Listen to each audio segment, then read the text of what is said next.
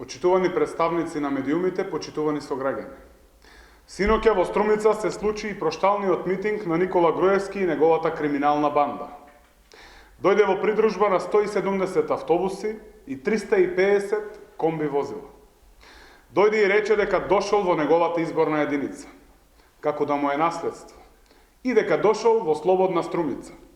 Да, Струмица е еден од ретките слободни градови во Македонија, откако токму Груевски ја зароби и ја окупира целата држава.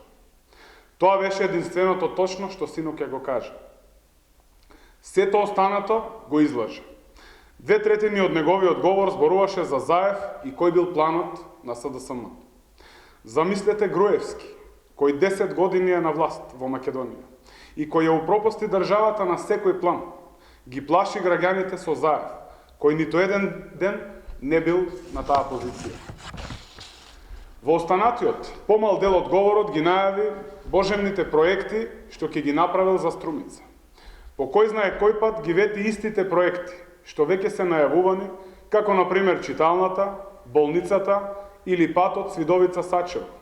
Ама вети и такви проекти за кои цела јавност знае дека општина Струмица веќе работи на нивна реализација. Такви се фекалната канализација во Добрејци, прочистителната станица во Струмица и слични. Што да се каже за другите говорници? Лагите и навредите што ги пласираа за Зоран Заев едноставно не заслужуваат коментар. Не заслужуваат ниту трошка внимание.